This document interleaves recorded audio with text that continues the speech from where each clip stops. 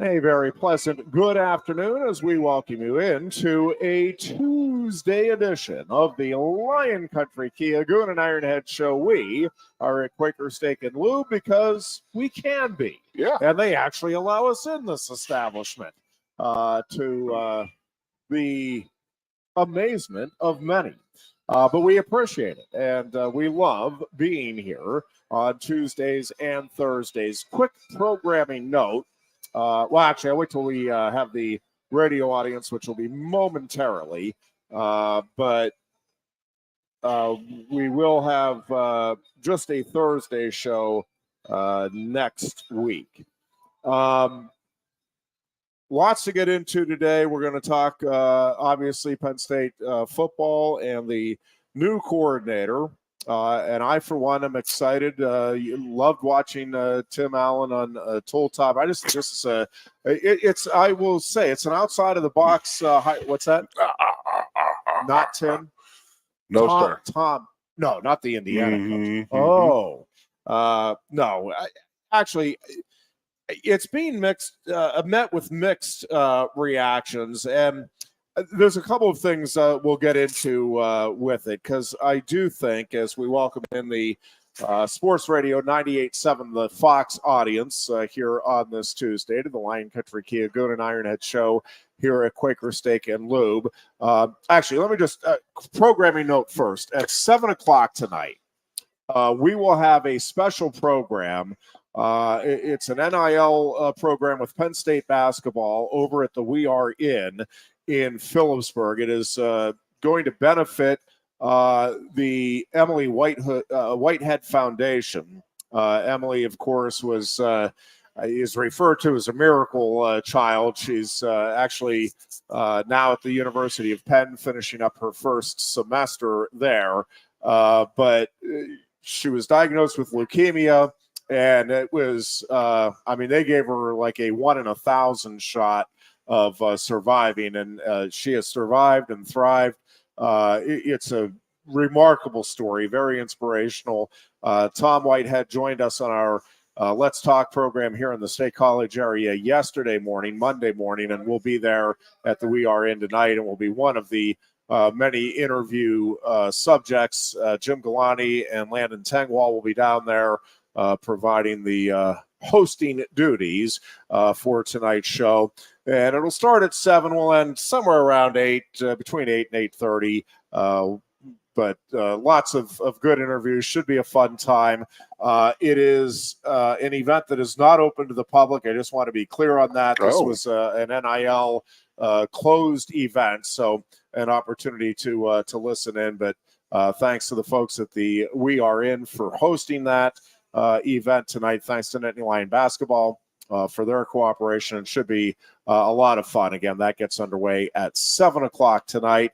You can tune in locally here at Sports Radio 98.7 The Fox. You can also listen in on the internet with the stream. It's 987thefox.com, and you just click on the streaming button there, 987thefox.com if you're interested in that show. Tonight should be a good one. Penn State basketball, of course, coming off a heartbreaker, and it is one of those, Goon, it is just beyond frustrating when I get it as far as it goes. Everybody's human. You make mistakes. I don't want to get carried away on it. I don't think there was anything nefarious or intentional in getting the call wrong. But, man, when there is zero contact and you're getting called for a foul that, costs you the game. I mean, I get that you can go back, and Mike Rhodes, I think, took the high road. It's like, we've got to learn to make plays and not have it be a game where it's impacted by a call. All fine. But the bottom line is, if that call that shouldn't have been made isn't made, Penn State wins that game. I agree. And it's a big one, Goon. It's a kind of a pivotal game. Now, because of the way it has played out, I still think it was a pivotal game, but I think that I thought it was pivotal in part because of the mindset. I think Penn State knows it by all rights should have won that game. I get that it doesn't change the win-loss record and all of that, but I do think the way that game played out, I don't know that loss does anything to hamper the confidence. We talk all the time about confidence and the importance of it in sports. Again, it was a big win to not get, a tough loss to have on the resume, but I think we'll bounce back, get a couple of wins here, get back into conference play, and again, we'll see what happens from that point forward. I do think the focus now needs to be and is in that program. All right, nothing we can do about it. Let's move forward, learn from it. There were some other opportunities for sure. Coming back like the way they did and not getting the win so just hurt. Yeah. That's what hurt the most, I think, because of what they did and how they did to come back. I'm not going to lie to you, Jeff. It was a busy day Saturday, so I was back and forth, and then I was like, you know what, I'm done. And then I looked at my phone, and I was like, oh, my God, they're coming back. So I went back to it, and boom, boom. Yes, but that's like one of those things. You come back from that, that's a game you win. And then to come all the way back from what they did, get it into overtime, and then have that happen where you actually won. I mean, they had no possession of the ball and, 2.1 seconds left to go.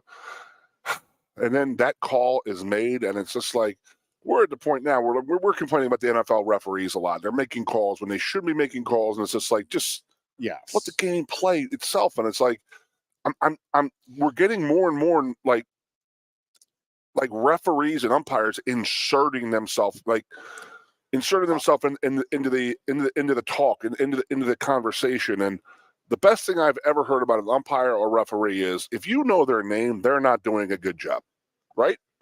Like, you're not supposed to even be recognized. Notice you run the game. Game is over. You're gone. The players decide the game. We're getting to the point where He-Man like Ed Hockley, you couldn't help but notice. I know, right? Like, dude, look at that rough. I'll give you your 49ers. I'll give it to you. Hey, you can flex all you want. Good job. Congrats.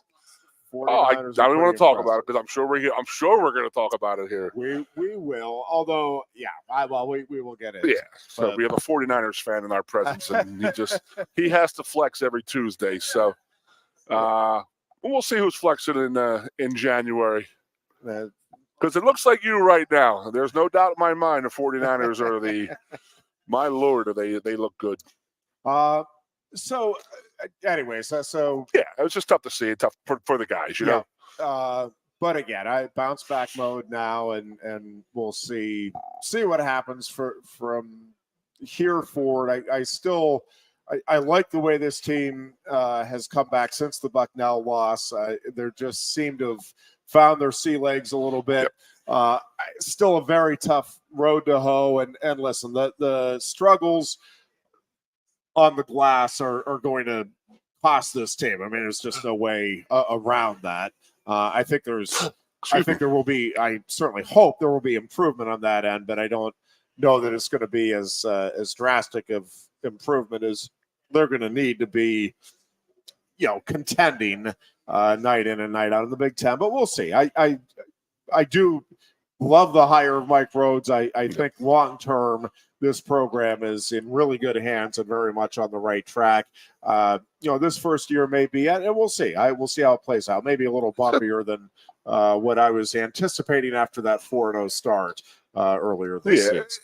It just goes back to the Chambers era and was just like, we never got those calls. And Pat would always say, how long do I got to be doing this? Do we have to be playing this game for us to start getting some calls? Every now and then. It's like they never go Penn State's way in Penn State's basketball. It's insane to think about. But that call on Saturday was, I mean, horrendous. It absolutely horrendous. I know we're going to get into it, but it's about as bad as suspending a defensive back for hitting a defenseless receiver for the whole season, for the rest of the season. I mean, come on, man. The guy is playing football. Yeah. What we're expecting NFL defenders to do in midair is humanly impossible. Like, and the problem is, I don't know how many of these guys are, have played the game that are in the replay booth and all of that, but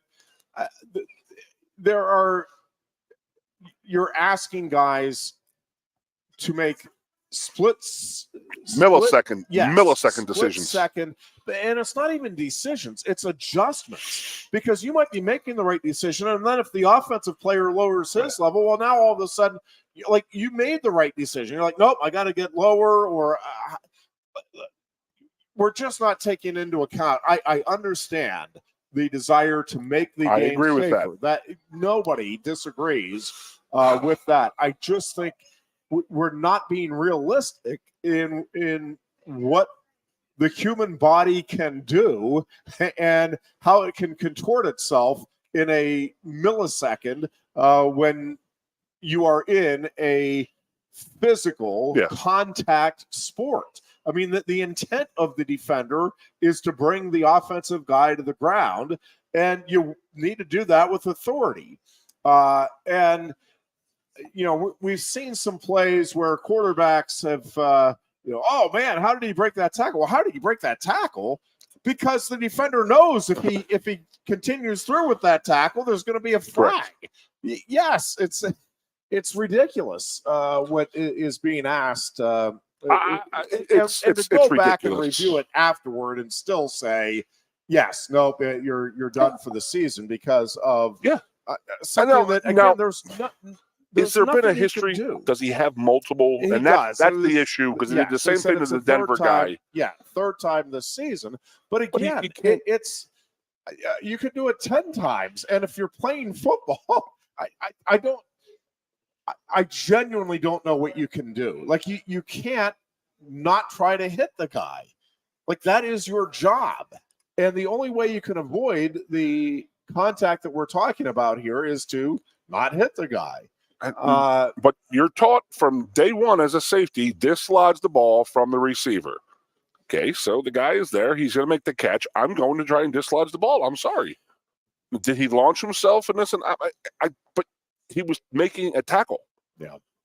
It's just, I don't get it. I mean, yes. All right. The perception was absolutely horrendous of the picture of Pittman. You know what I mean? Like, what could have happened didn't happen, thank God. But that doesn't matter. I mean, an offensive tackle can hit a linebacker every play and earhole him, and we can get to the point where he blocked him too hard. Yeah, I mean, come on, man.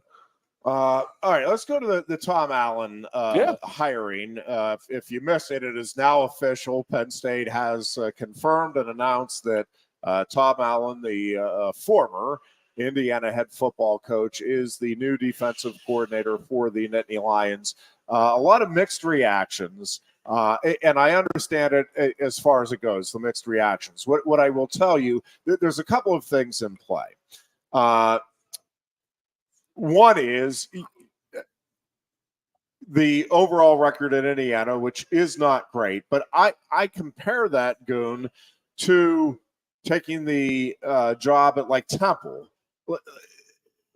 And Indiana's a better job than Temple. Before people start, but nobody has won continuously over any significant span of time at Indiana in the modern era of college football because they're in the Big Ten and they're much more of a basketball school historically, and it's just really difficult to even in state. Obviously, you have Notre Dame in the state, and Purdue, which has had longer sustained periods of relative success. I mean, Purdue hasn't been out there winning national titles. I get it, but they've had longer sustained periods of regular bowl appearances. Produce a lot of quarterbacks in the NFL players. But a couple of things that I think. So I think one of the things why some fans aren't overly excited is just like, it's an Indiana head coach. I like it. If you look at what he did defensively, and if you talk to people that really follow football closely, if you talk to like high school coaches that it's like, hey, watch this Indiana game, like they will tell you, man, like they are doing some high level stuff there with their defensive schemes. Like he is known throughout the Big Ten as being a really good defensive schemer, perhaps with limited talent, generally speaking, at Indiana. The recruiting, again, I don't know how much you can do. They obviously had, in the COVID year of 2020, they had a very good season that year. Probably was Tom Allen's best season as head coach. But they are not working with the talent that an Ohio State, a Michigan, or a Penn State is. And again, across the board, people will tell you that the schemes they have been running are impressive, that this guy knows how to scheme against opposing offenses. What I also do think factors in here, and this is what I think is an interesting discussion, because James Franklin talked about his preference for having somebody that has some head coaching experience. He thought that Manny Diaz's experience at Miami was a real benefit to him as a defensive coordinator here, and obviously thinks there's benefit in it in bringing Tom Allen in. What the other, I think, slight disconnect for fans is I think there is at least a perception that Tom Allen is not as charismatic as Manny Diaz. Like, Diaz walks into a room and I think like people are drawn to him. There's an energy there. And you talk to the Penn State defenders. Heck, we talked to Landon Tengwall. He'll tell you about, man, yeah, Diaz like gets you fired up. You're ready to play. I think there is a perception, and I don't know whether it's accurate or not. I've never been in the Indiana locker room, but I think people are perceiving that here's this guy with glasses. I had a friend who's like, before the official announcement came in, he's like, he always looks like he's that guy that just can't find his car keys when he's walking on the sideline. I'm like, that is a great. Wow. And I'm like, it's funny because it's accurate. Like I, as soon as you said it, I'm like, oh, yep, you're right. I see that. But whether or not in the room, in a closer situation, we got, Sean McDermott and the whole thing with he's socially awkward. I don't know that Tom Allen is. Again, I haven't been around him enough. I've seen a couple of his press conferences. I don't know. I mean, he's been fine. Yeah. I mean, I don't think there's he's a perfect DC, I think. There's issues there. Yeah, I do think there's benefit, as James Franklin said, to him having that head coach perspective. I love it. That's what I love. And bringing it back now to and he's been defensive coordinators at a couple of places before he took the Indiana head job. So I think there's a wealth of experience there. I think there's a genuine appreciation and enthusiasm from Tom Allen for having the opportunity to be at Penn State and to work with this defense coming off of what it has accomplished the last couple of seasons. And I will say, I don't know if you had a chance to see or if you've had a chance to meet Andy Kotelnicki. I didn't really know much about him. That press conference was amazing. Like, that dude is just a likable, fun dude. Like, I mean, he's got personality coming out the wazoo, and it's not like over the top. I mean, he's not trying to make a show of it, but he's got a really good sense of humor. He reminds me when I was a kid, right? And I'm following Penn State and Joe Paterno, and I got to go to the Penn State football camp when I must have been a freshman. I'm thinking the first time over the summer. It's like first time you get an opportunity, you go to it. And to be up close with guys like Fran Ganner and Tom Bradley, who I'd grown up all my life knowing, but not knowing, and then to see how they actually interacted with kids, and it's like, oh my God, these guys are real. They're funny. This is fantastic. Like, they're uplifting. Like, they're everything you were hoping they would be when you got around them. And Kotelnicki he put me in mind of the Tom Bradley and Fran Ganners, where just have a wonderful perspective. It's like, man, this is important. We want to win. But a lot more to life. Seems to be very well-rounded when you listen to the different discussions and talking points. And honestly, a lot like James Franklin. I thought, just watching that press conference on I'm getting my days mixed up. It was Friday, right? Yep. Last week with the bowl day. to me, if you're a Penn State fan, you should have been taking great pride that these are the individuals you have leading your program and the players who are representing you. I just thought James Franklin came across as very genuine, very humble, still very ambitious, and I think very real. Like talking about his schedule and some of the things that the NCAA and just intercollegiate athletics in general are throwing on coaches and the difficulty in trying to navigate that. And, I think we've talked about this before. I know Jim Galani and I have talked about it on the Keystone Sports Network. I really don't think James Franklin gets enough credit from the fan base for the culture he has created. You're not seeing guys leave Penn State with the exception of, hey, I want to play, and I see now that I'm not good enough with the room that is here to get the playing time I want. And I get that. Like if you have a 4 or 5 year window, once we get through COVID, you'll be back to a 5-year window to play 4 seasons. And I completely get it. If you want to be on the field for that experience, that makes a ton of sense to me. But you're not seeing, with very, very few exceptions, you're not seeing somebody go from Penn State to like Texas or Penn State to Michigan. Players, coaches. Correct, players. Okay. No, with the transfer portal. These guys are going to lesser programs, and I don't mean that as a slight to the programs that they're going to, but they're not programs that are playing for national titles. Look at the guys. Right? Look at the guys we're losing. They're 3rd and 4th string guys. It's right. Not like, that's what I'm saying. And they're leaving because they want playing time, not because there's animosity toward the university, not because there's conflicts with the coaches. And again, there may be an exception here. James made a great statement, and he says we are. And we continue to be, we try to be, and we continue to be, we under promise and over deliver.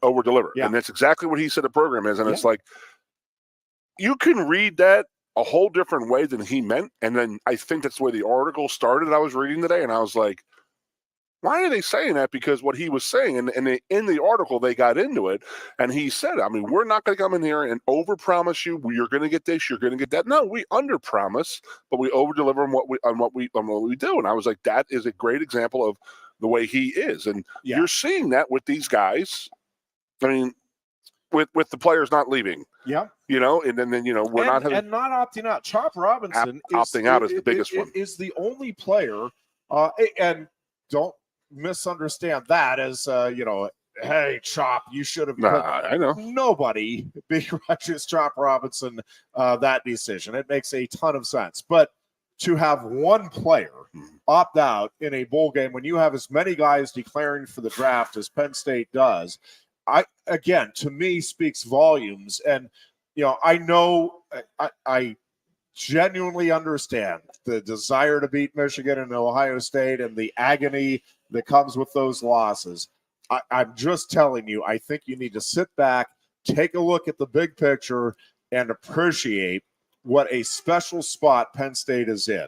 When you look across the country, again, I don't know where Penn State exactly stacks up in NIL money. I know James Franklin right now is the 11th highest paid coach in the country.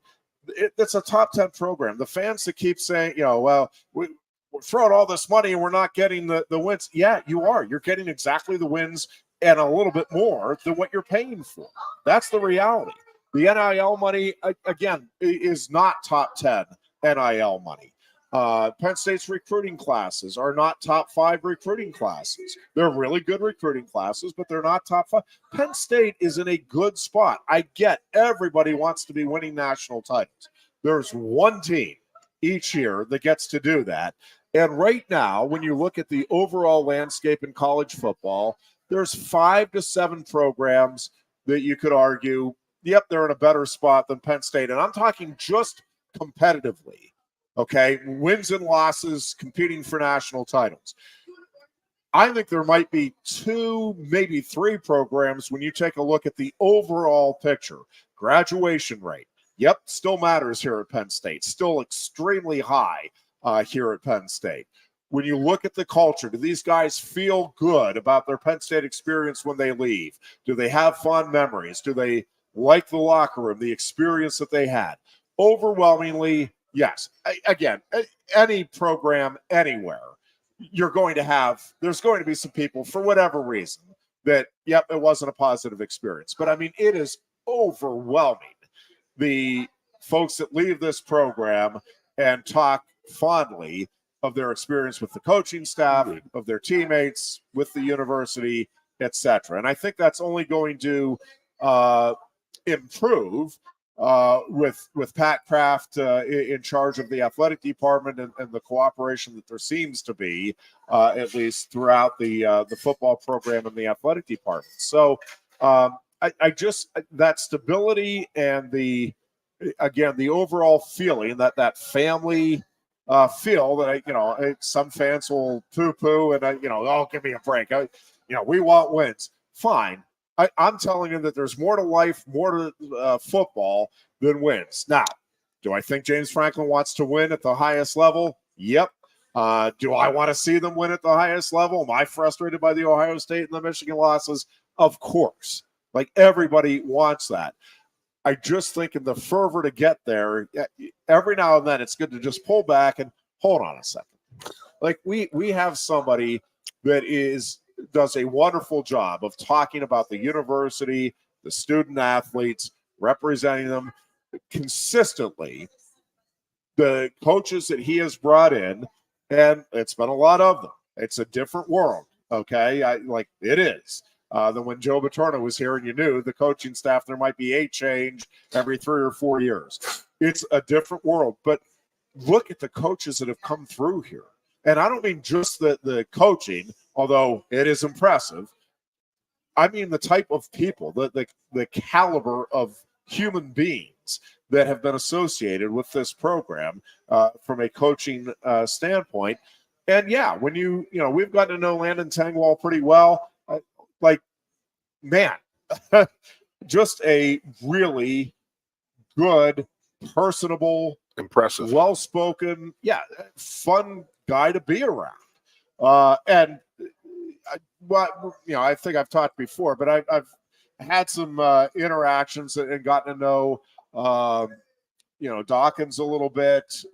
Johnny Dixon is wonderful with kids and just has a very compelling personal story. And those are just a few. Again, I'm not on the beat anymore. I don't go to the practices or the press conferences. So it's a handful of guys that I've gotten to know a little bit. But I'm just telling you, every one of them, you come away from the interaction. Keaton Ellis, I got to know a little bit. It's like, great kids. Man, this is exactly what you want college athletics to be about. These are guys that at least, again, I don't know for sure what's happening 24/7, but boy, they sure come across as just genuine people wanting to do good, working their tails off, trying to take care of business on the football field and in the classroom. And I just think every now and then it's okay to just sit back and, you know what, big picture wise, wow, are we lucky to see this era of Penn State football instead of just constantly one and whatever against Ohio State and Michigan. Or I'm not saying that's irrelevant. I'm not saying it's not a talking point or should be a talking point, but I'm just saying the overall good here versus, yes, the frustration of not winning those 2 games consistently. I just think and we'll do it again next year. Nice. It'll rev up again. We'll get all fired up for those games. Year, so that's you know what I mean. But you'll have Washington and USC on the schedule. It's a tough schedule and all, but that's the thing when I was doing the player show the last 2 years is how much I really, really do appreciate and see these kids, because you don't really see these kids outside of football. You actually see human beings. And the old man ran the grand experiment. That was the big thing with him, and it's sure as hell the same. It's very similar. Yeah. We got good human beings playing football for Penn State right now who want to help the community, who are good football players. They are good students. They graduate. They go on to do well in life. And yes, I would love to beat Ohio State, Michigan on the regular. I get it. That's the hurdle we need to get over. I get it. But you know what? We could be a whole lot freaking worse. No, and in the last 3 years, in particular, like who is it in the Big Ten that's beating Ohio State and Michigan? It's nobody. Nobody. You're not. I mean, nobody's beat Ohio State. They have a 20-year reign right now, and then Michigan's just on the tail end of it. And isn't it? By the way, once that Ohio State game in, you've heard nothing about this Cheatgate thing. Isn't it amazing how it just went away? It is amazing. I mean, although it'll be Rev. Oh yeah. I mean, I personally think no, it'll be a talking point. All right, so I know this is down the road, and we will talk about it eventually, and we'll get there next Thursday, as you said. We're not having a Tuesday show, right? Yes, just a Thursday show next week, and I will be zooming in on that one. Yeah, but I will get to that. But in my head, do you think Michigan has changed their stripes? Not because of the cheat thing. I'm just talking about Michigan's bowl records. I mean, how they do in the postseason historically. Historically, they're very, very, very, very bad at bowl games. And do you think that that's going to change next week? It's nuts to think about. It's like, how could a team that went out and destroyed Ohio State 2 years ago, last season, not this past season, last season, and then go out and play TCU and get absolutely destroyed by a TCU team who then went ahead and played Georgia and lost by 185 points. Just absolutely throttled, overwhelmed. And I guess I did see that J.J. McCarthy came out and he was talking about how, yes, they did do a lot of stuff different than they have done in the last few years. So, I mean, he's trying to make the changes to try, to better that. But we'll get into it. But in the back of my head, it's always sitting there. What's Michigan going to do in this freaking bowl season? Yeah. Because Penn State historically does very, very well in bowl games. And that's, obviously Bill didn't have one, but Joe was ultra successful. I think that James has that attitude that this bowl next week is not this season. It's for next season, in my opinion. I think this is the jump off point for next season.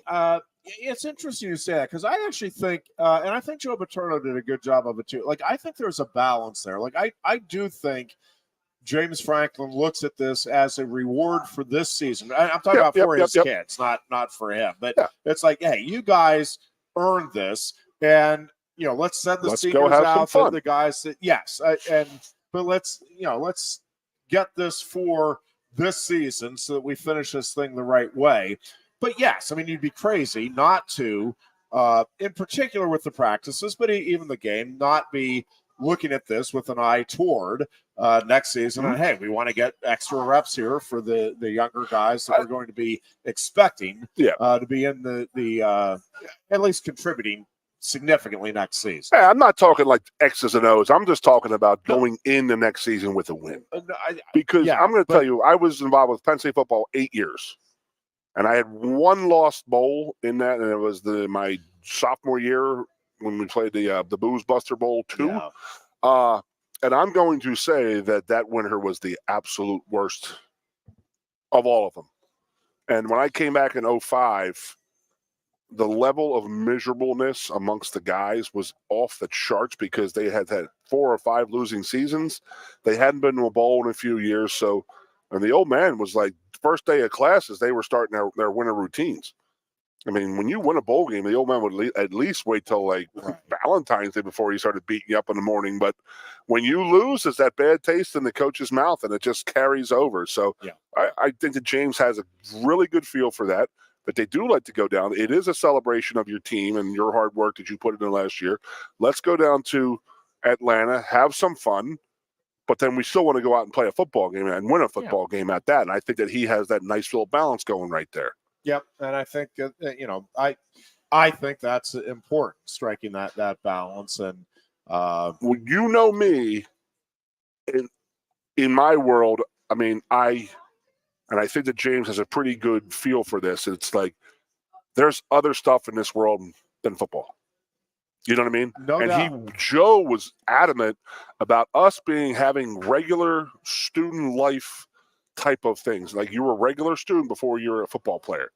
And I think that James has struck that pretty well by saying we're not 24/7 robots. I mean, it's not. This is not your job. You're here to be a student. Have fun. Enjoy it. Go down to Atlanta. I don't know. I've been to Atlanta one time with a friend of mine. I mean, I never went down for a bowl trip, but I don't know what they're going to be doing down there, but it should be fun. I should have a great time, and it's a reward for all your hard work.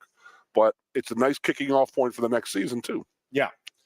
No, and I think, again, as we've talked about, I just think, and we'll obviously get much more into it this coming Thursday and next Thursday, but I do think this is I think it's a great matchup. I think Penn State matches up well with them, but I also think it's a great game for Penn State to have as its bowl game because of the SEC, the history, Lane Kiffin, all the things. I mean, just look at this. I mean, we could be Oregon playing Liberty.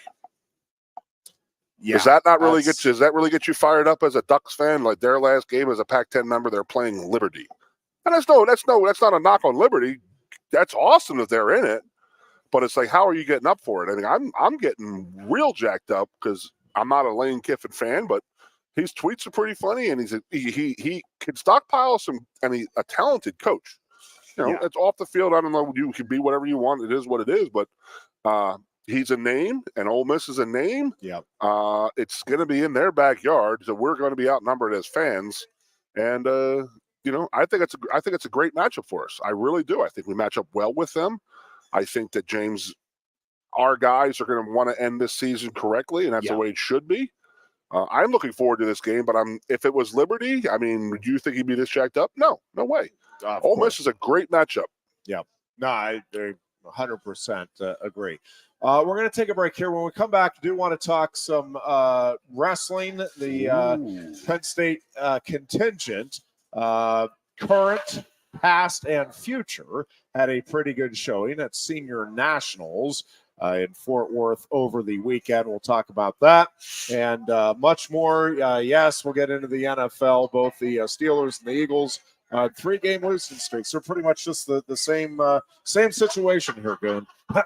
We'll be back with more of Lion Country Kia Goon Ironhead show in Miramar. Coast into fall with a new Kia from Lion Country Kia. Right now, get a 24 Kia Seltos for 5.25% APR for up to 48 months. A new Sportage plug-in hybrid at 0.9% APR. Check out our 23 Sorrento hybrid for as low as 4.5% APR. And don't forget, all 2023 and 2024 Kias come with a 10-year, 100,000-mile limited warranty. Stop in and meet with one of our sales experts today and coast into fall at Lion Country Kia. We want to see you in a Kia.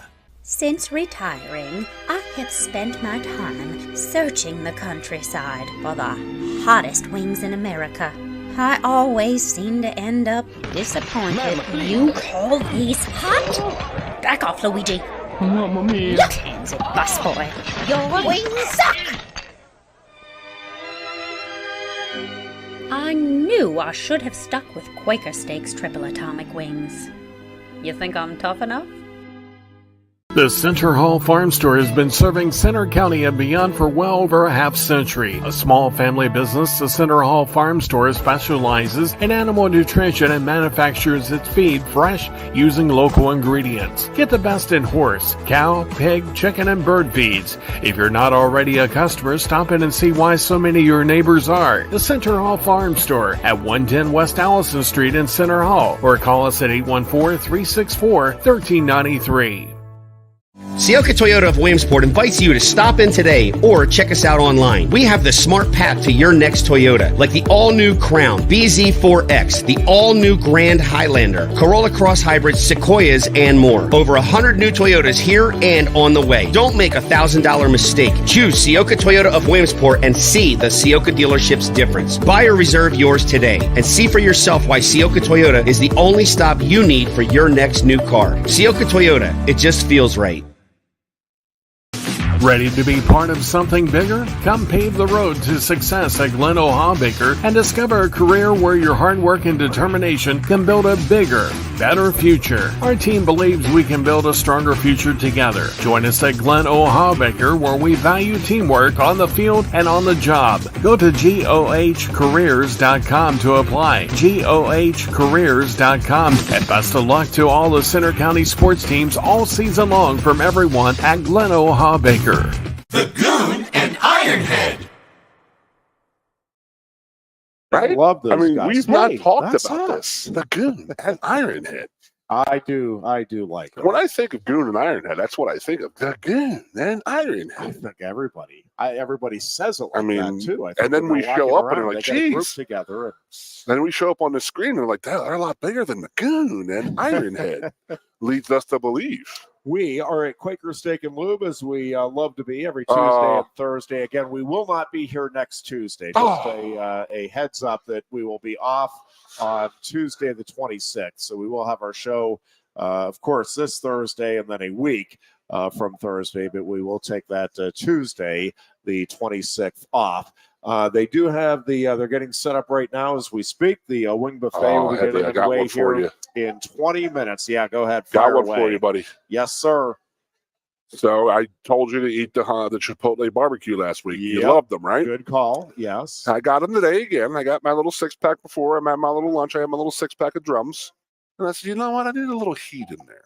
Oh, yeah. So I mixed the mango habanero and the Chipotle barbecue. That's talk about a sweet and a hot. Yeah. And just a good fantastic taste. And it's a rub too. So it's not a wet wing. It's a rub by you. Yeah, it was pretty damn good, Ironhead. I know a guy if you want to try a couple. Yes. I know some people around here.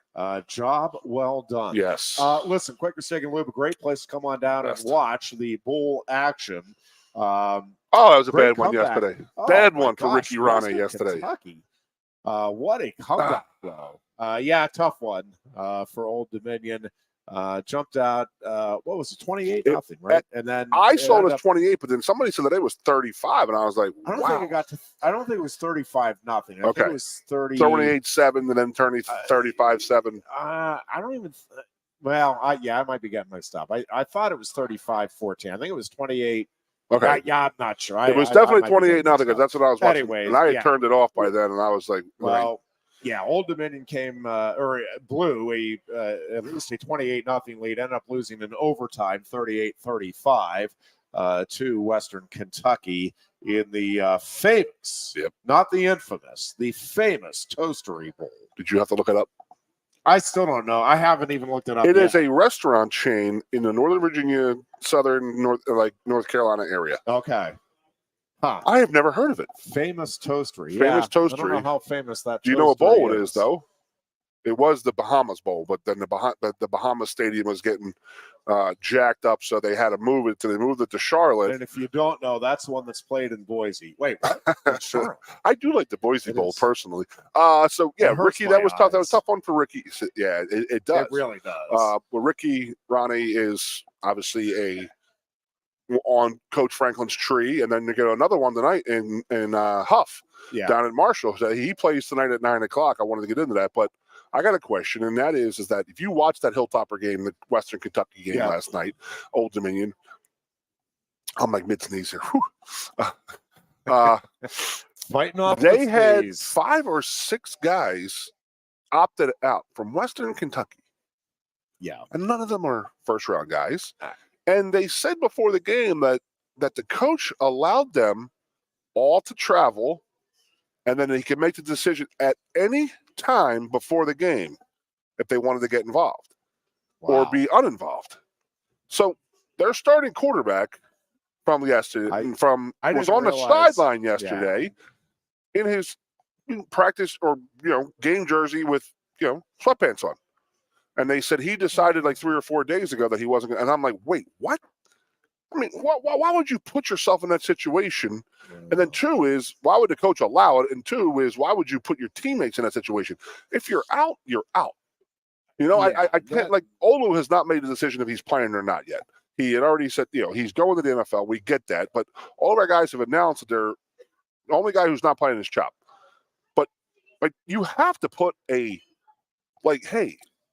you got to give me a 10-day window. The game is next Saturday, so I need at least an 8-day window to see. If you're not going to play, I don't want you going down to the bowl trip. You need to know that. Yeah, I didn't realize that. Now, I didn't even. I'm going to say this and probably come off as John J. Meathead, and as if that was my quarterback and he decides 3-4 days before the game that I don't feel like playing. Dude, you just put us in a real predicament here. Well, not only that, Like, and listen, I don't know, and you're still all of the interactions, obviously on that roster, but like you put me, and listen, I was never anywhere near D1 talent. I get it, but if you put college Ironhead in a bowl game environment, Yep. and I know I don't have to play in that environment. Oh, I mean, basically, it's a free booze vacation Paid. if you want to use Paid. it as that. Yes. At a luxurious problem, resort. though, but if I know I'm not playing and I'm buddies with a couple of the guys that are playing, like it's more fun to go out with right. Like that just seems like a recipe for. And listen, they won the game, so Yeah. more power to them. Yeah. Maybe they knew what they were doing, but that just seems like a recipe for disastrous. I just don't feel it, Coach. Camaraderie. Yeah.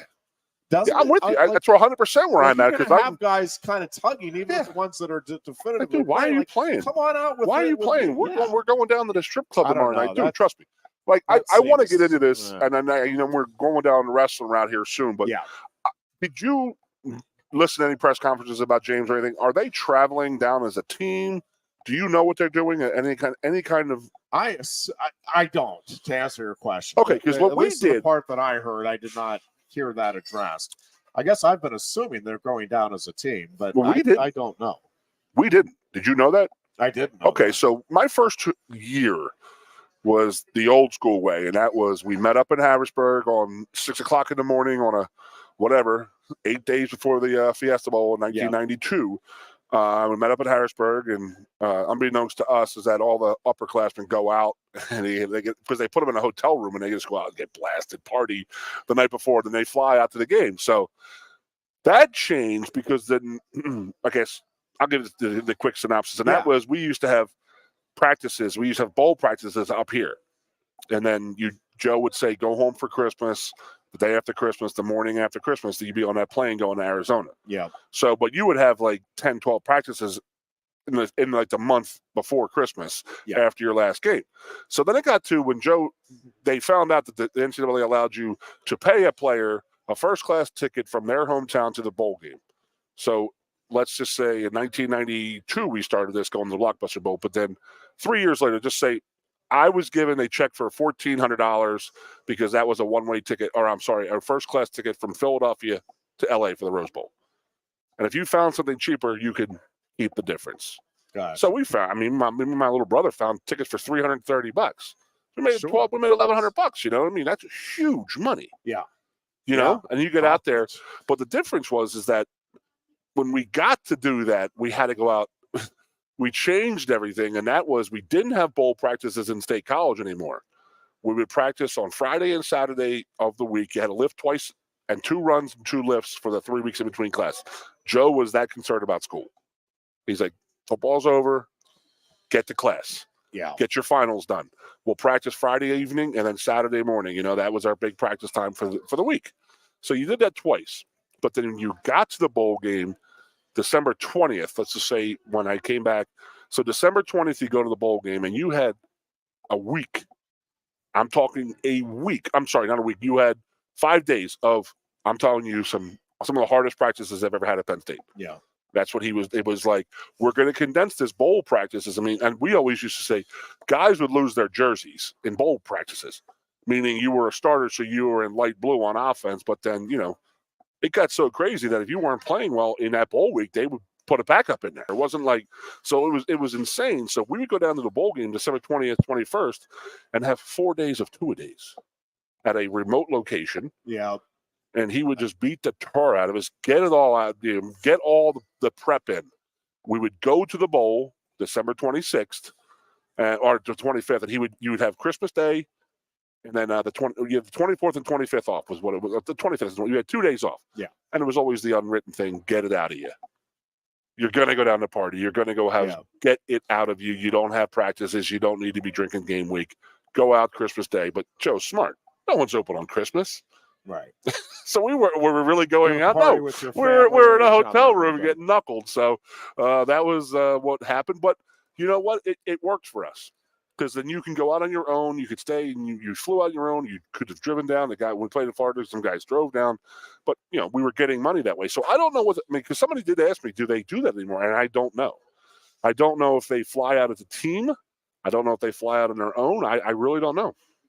I will find out. Just to say, I don't know that. Not now that you say it, I just assumed that they would get together as a. But that's a good question. I don't remember. I think I watched the entire Franklin press conference. I thought, and I don't think it ever came up. Or if it did, I zoned out, which is entirely possible. And I watched Colonel Nicky. I didn't watch much of the rest of it.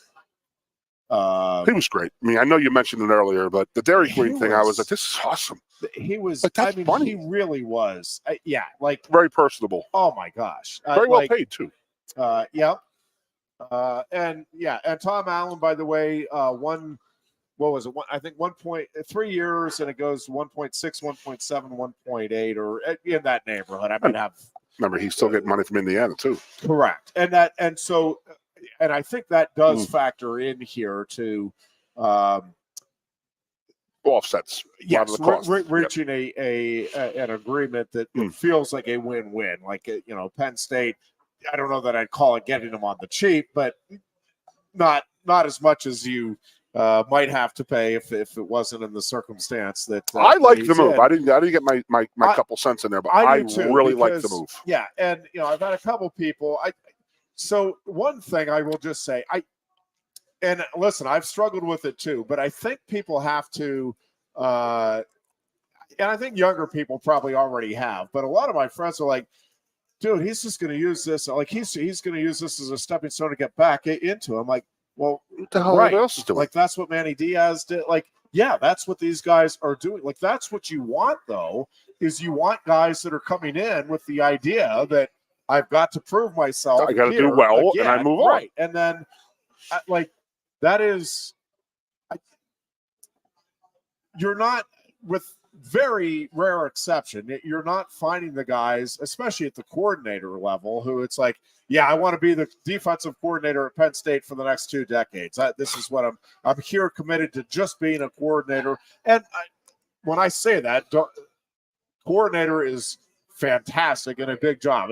I'm not saying I'm looking at it as you're just a coordinator, but I'm saying most of these guys are, they're pursuing a head coaching job. But those are the guys you're looking for, ambitious individuals that are driven to succeed. And if once in a while you get somebody that, I just want to stay here and settle down and raise my family, that's fantastic. Yep.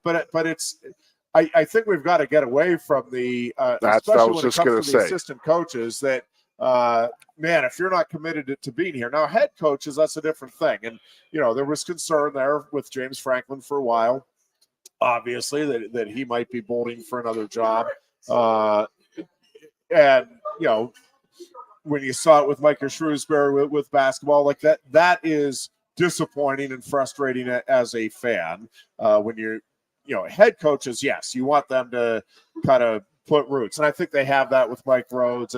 But assistant coaches, again, I will say this. I think you do want a couple of, especially in a large program like Penn State, like football. It's a little different, I think, in some of the other sports where, like obviously Cal Sanderson has had Casey Cunningham and Cody Sanderson from day one, and they're kind of they are a 3-man coaching staff. And as I always say when people ask me about it, like I would never say never, but I have gotten to know Cody and Casey well enough that like they are not driven. Like the reason they're in coaching is not because I've got to be a head coach. Obviously, if that was what was driving them and that's what was most important, they'd both be out of here by now. So there's other motivations. I do think having a guy like Terry Smith, who I do think is committed to being here, especially in a having a guy or two that, yes, were steady faces and forces within the program over a decade plus. I do think there's value to that, but I don't think in the coordinator roles, that's something I don't even know if it's realistic in today's world of college football to expect that, or even to necessarily want it, because again, these guys are either moving on to the NFL in different coaching positions, or they're moving to head coaching jobs throughout the college football world. And either way, again, that only enhances your program's profile. Like every time a Brent Pry or a Manny Diaz takes a head coaching job, like it just makes Penn State's offensive or defensive coordinator job more attractive. It's like, oh yeah, that if I want to get to a head coaching position, this is a great avenue to do it. Penn State knows how to set me up. That is a big deal. Do you ever think that, like you talk about your friends, and I have my friends who are the same people who are like, what the hell are they leaving for?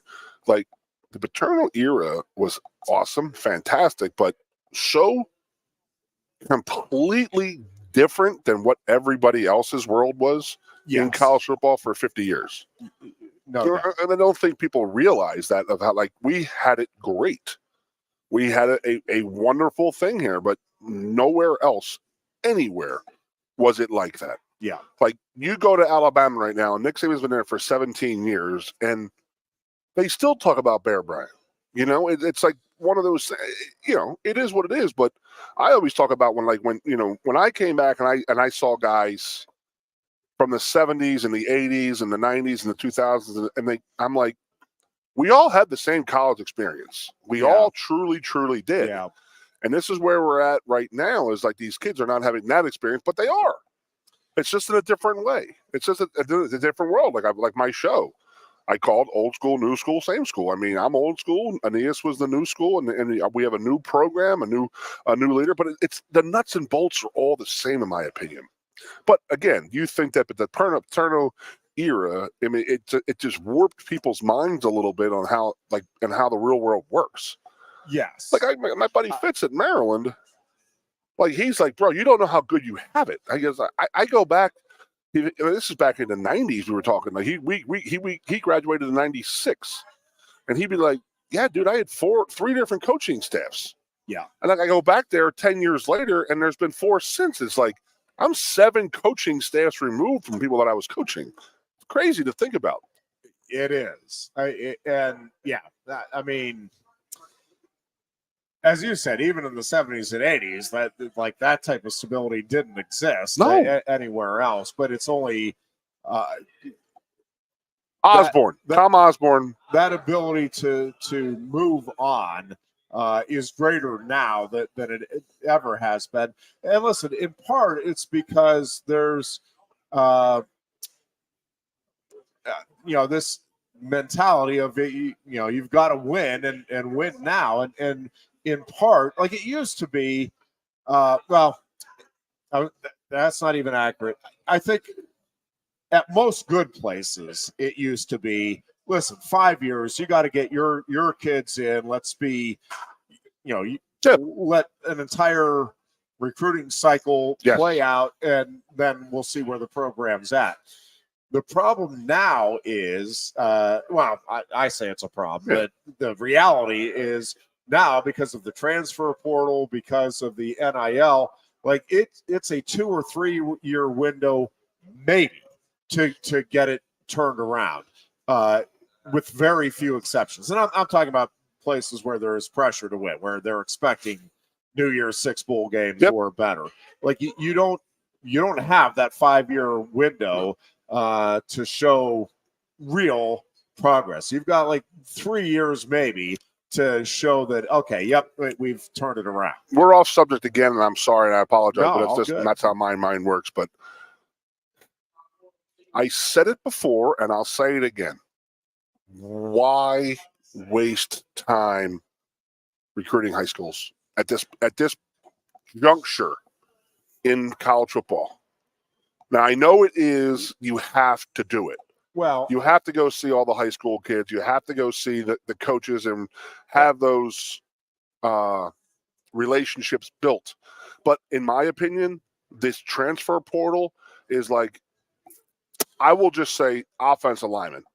why recruit a high school offensive lineman. It is the hardest thing to recruit. Yes. Because you don't know how guys are going to be size-wise when they match against somebody their own size. Right. Put Langdon Tangwell, for example. Yep.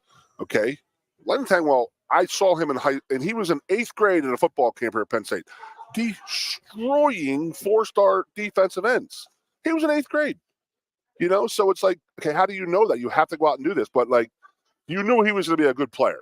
But, like, there are guys that I've seen them all throughout my career, and we recruited some of them. It's like they don't know how to play against guys their size.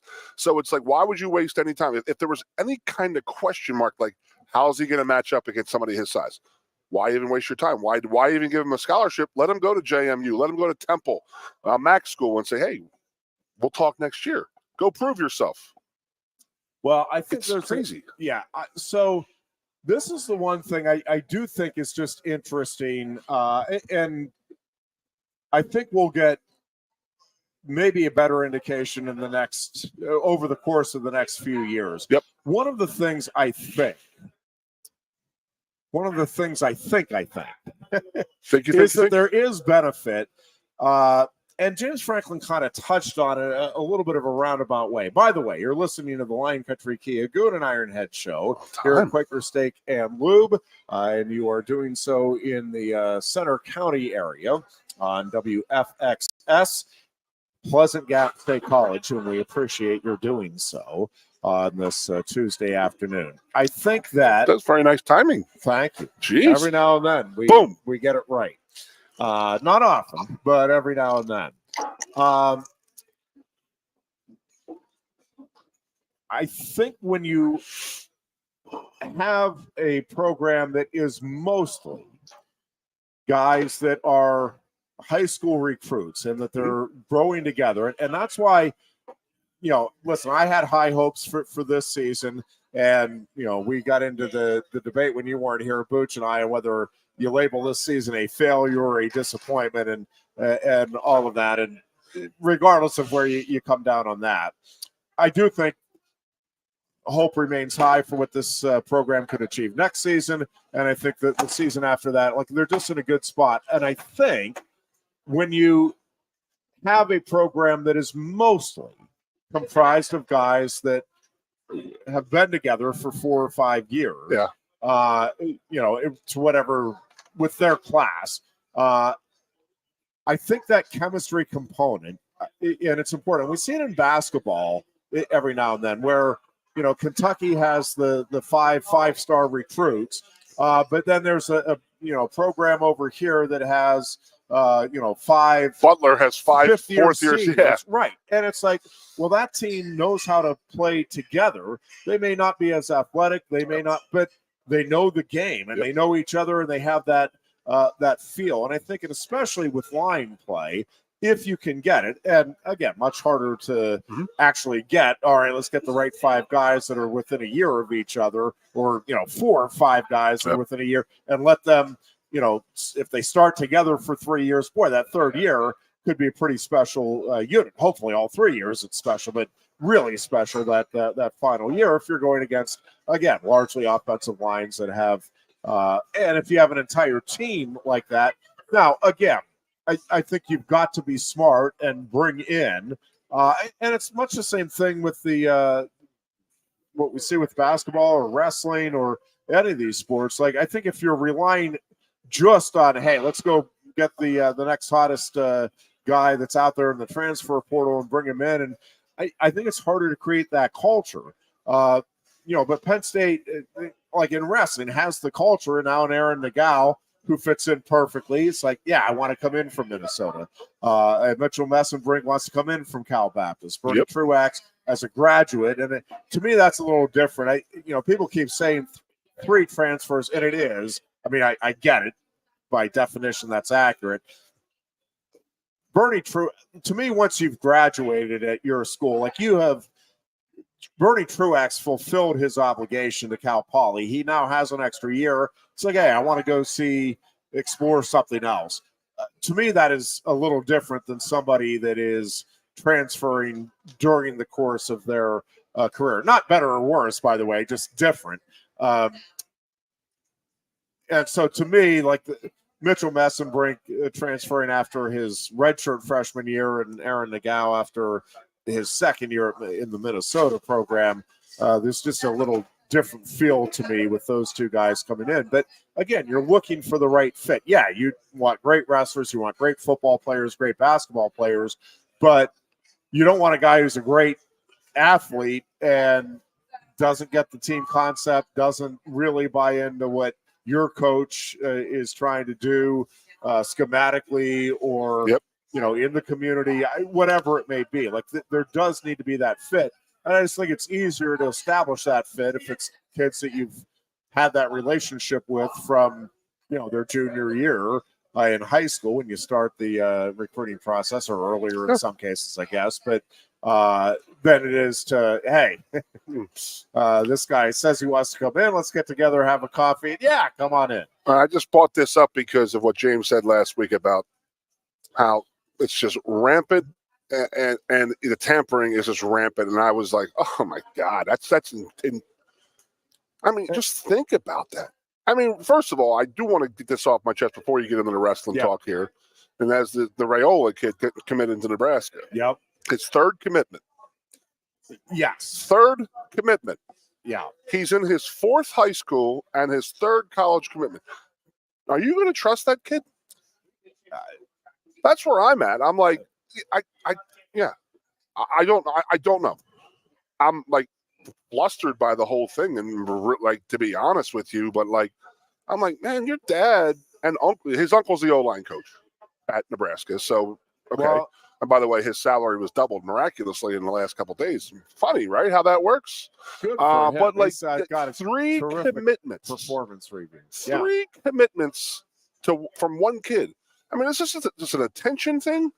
Or, I mean, this whole, not the NIL, I'm okay with the NIL, I get it. But, like, the pay-for-play thing, and it really is, like, the really only, like, big players that are in the portals are quarterbacks. And you know what I mean? And there's a lot of them out there because there is money out there for these quarterbacks. And that's crazy to think about. Well, what will it be? Okay, we're doing the quarterbacks right now, but, like, and I know we're going to get the other stuff, but I mean, the timing is so bad that you get a kid from a backup running back at Michigan who had to declare because he's transferring. He can't go to the bowl game because he's in a transfer portal because the timing of it. Yeah. But there's something wrong with that. Yeah, they do need, yes. It's crazy. Yes, they have got to work out better schedule. Right? Yeah, I mean, it just stinks because this kid bust his humps for 2 years. Okay, I'm behind Blake Corum. I'm not going to play. I get it. I'm going to move on. But I got to do it now, and I can't go to the bowl game. I can't go to the national title game because I'm transferring elsewhere because school starts after the national title game. Right. Before the national title, you must be enrolled in it. It's like, wow, something's wrong. It's got to be fixed. Yes. A lot of it needs to be fixed, Ironhead. On that, we completely agree. We'll take a break here. We really will talk some wrestling when we come back.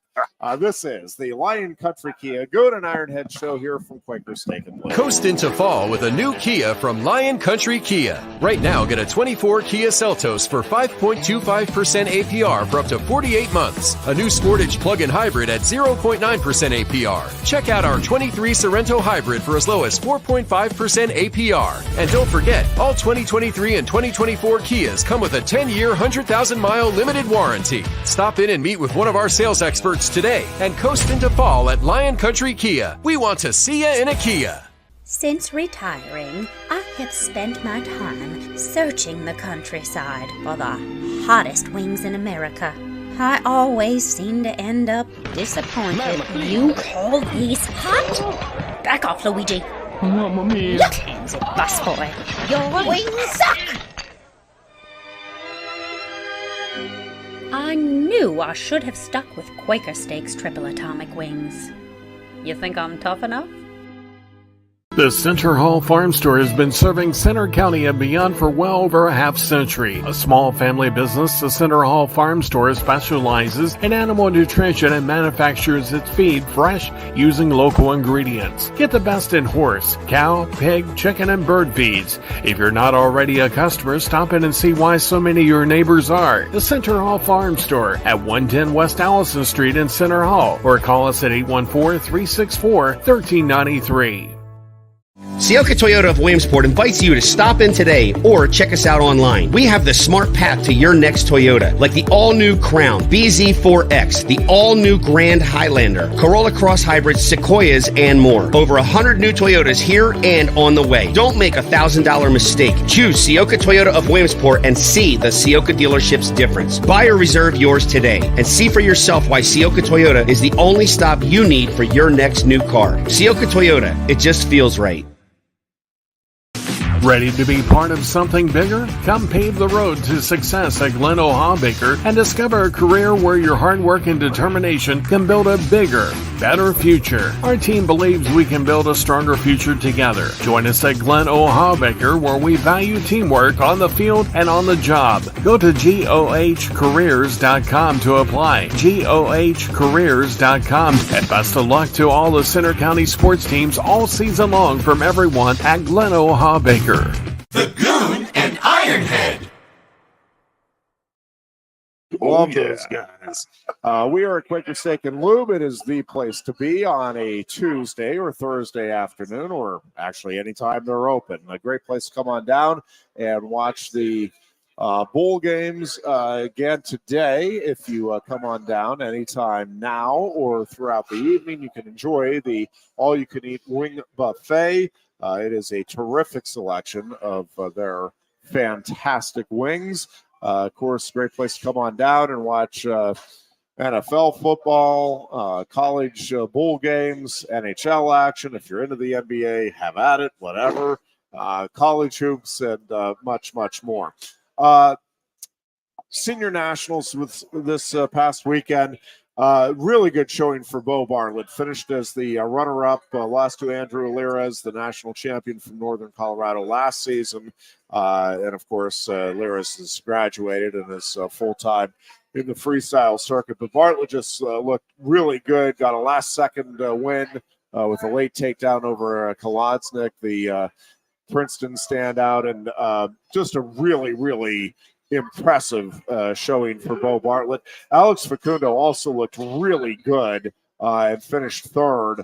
Of course, Alex is taking an Olympic redshirt year this year for the Nittany Lions, and thought both those guys looked really good. Several former Nittany Lions also had terrific showings. Max Dean, who of course is with the Nittany Lion Wrestling Club, had a strong showing and also qualified for the Olympic trials. Mark Hall, same thing. So they'll be here in July? Overhaul, yep. Or in April, sorry. April, yep. That's awesome. Yeah. And again, it was just it's fun to see both those former, current, and future guys. By the way, two recruits for Penn State. They're not here yet. Two high school kids who will be coming to Penn State, both qualified for the Olympic trials. Luke Lillidahl, who is a lightweight, and Cole Mirasola, who is an upperweight, both with terrific showings. Mirasola actually beat Max Dean in, I believe it was in the quarterfinals, and then Max Dean came back and beat him in the third place match. Sport does that happen? Yeah, really think about that. And Lillidahl beat last year's NCAA runner-up Brandon Courtney from Arizona State. Yeah, Lillidahl. Oh wow, both those guys are special. Obviously, I did want to ask you one quick question. Are there any Penn State guys not in the Nittany Lion Wrestling Club or wrestling in other factions? Oh yeah. Yeah, Mark Hall, Nico Megaludis, who also had Arizona State showing.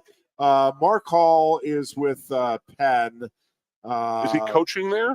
I'm trying to remember if I think he might be coaching out this season, and then is going to focus on just competing.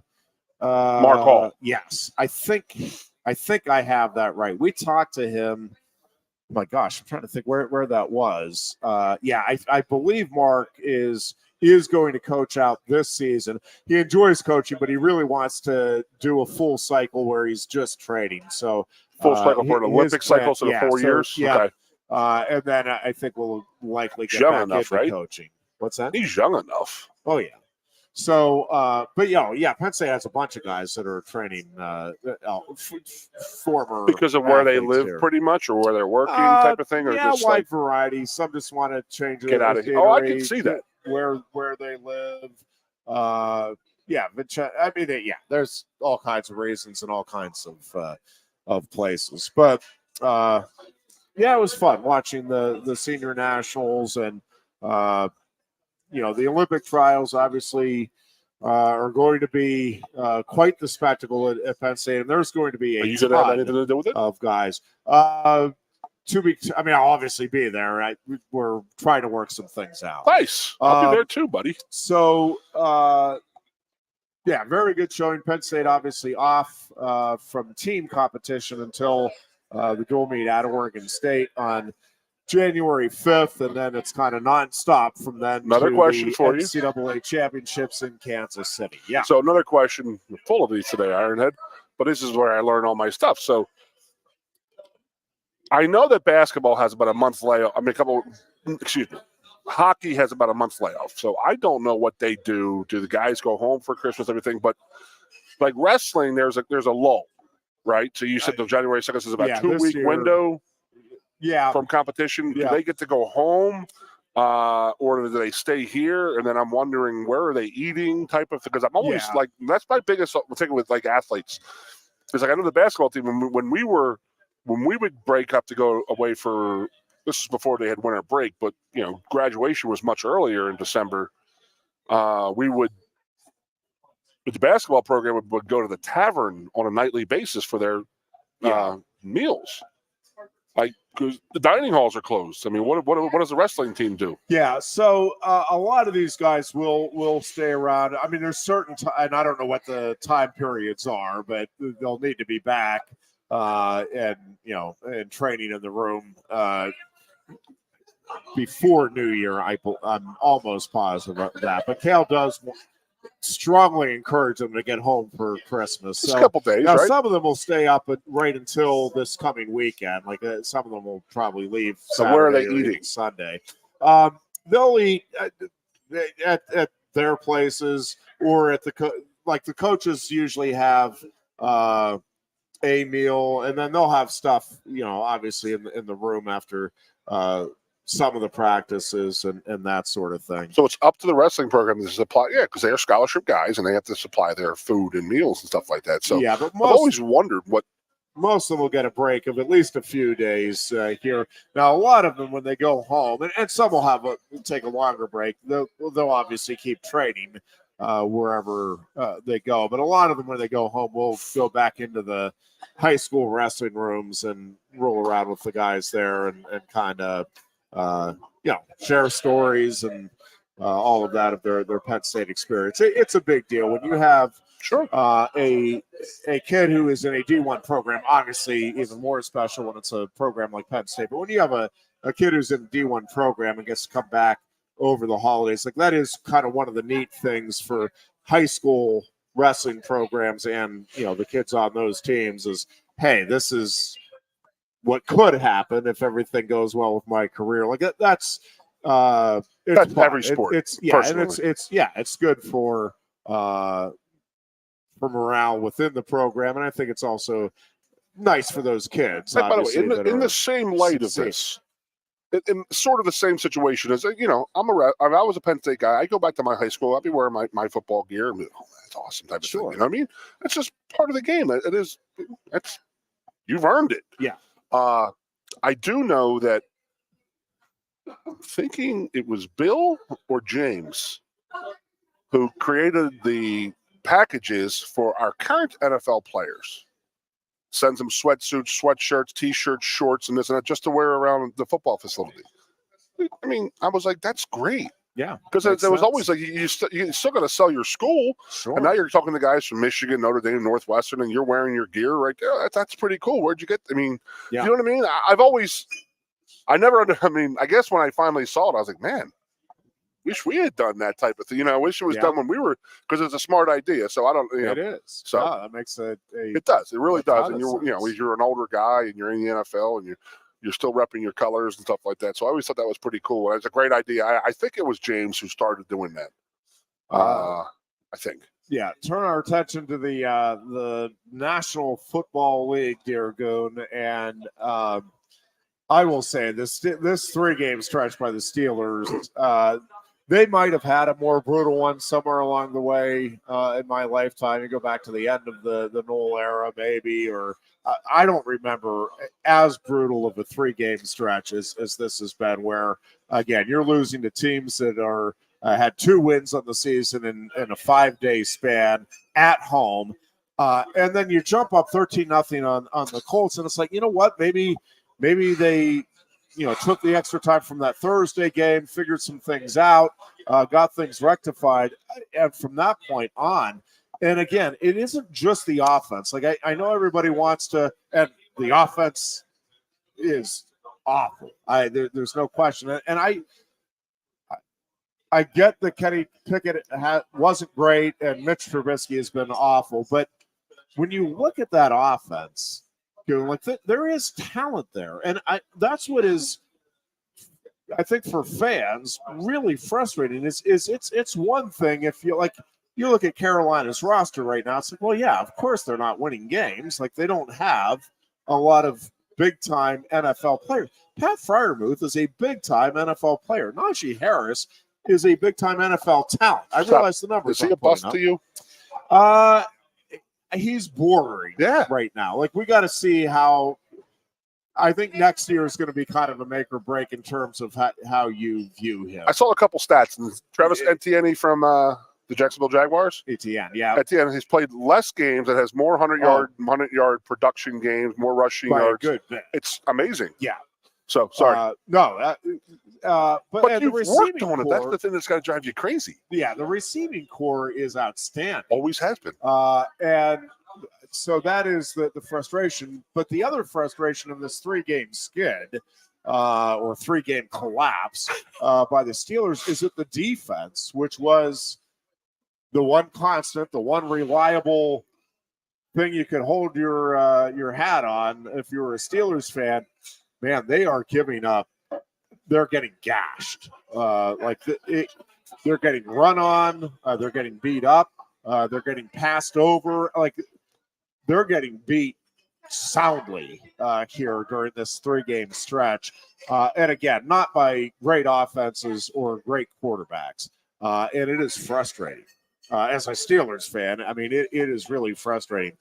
I don't know. Listen, I think Mike Tomlin is a really underrated coach. I know Steelers fans are, at least a lot of them, are like, he's awful. I don't think he's awful, but I am starting to wonder for the first time if, maybe a change of scenery for both him and the Steelers. That's my next question. Would be worthwhile. I think Mike Tomlin is going to go on if the Steelers do part ways, and my guess is the Steelers are not going to part ways. I think there's a strong sentiment in the city. I don't think there's a strong sentiment in the ownership group. Like, I think that's not what they do. They feel like, listen, we'll get some things rectified here in the offseason. They may even in the front office still believe that this season is salvageable. I thought it was, and listen, when it was 13-0 on Saturday, I'm like, you know what? Maybe this team is gonna. They're not going to go anywhere in the playoffs, but maybe they get there. Maybe they win a game, maybe. But then the rest of that game happened, and it's like, okay. Like, the whole 500 thing is out the window. I just don't see. Now, it's pro sports. It's sports. So anything can happen, but they're not. I don't think they're winning any of these remaining 3 games, and certainly they're not winning 2 of the 3. Baltimore. Cincy. Cincy is this Saturday at 4:30, and that's the last home game. And then they're at Seattle, and then they're at Baltimore to end the year. Okay, so my newest question to you is, and Cincinnati's the most winnable, and you say at home against a backup quarterback, but it's Jake Browning playing the way Browning's been played. And the crazy. Steelers, their last 2 home games, lost to the freaking Cardinals and Patriots. Studs. So this Just is a much better stud Cincinnati programs, team than what Arizona, outside guy or New looking England in, Jeffrey presented. Byers. Yeah. Outside guy looking in. You've heard me and Booch as Eagles fans talk about when Andy Reid, Yep. when the Eagles parted ways with Andy. Yep. There was no hard feelings on either side. It was just time. Yeah. And I really feel as if that the Tomlin time has run out. I think most Steelers fans probably feel that way. I don't know what the percentage is, but I think it's more than 50.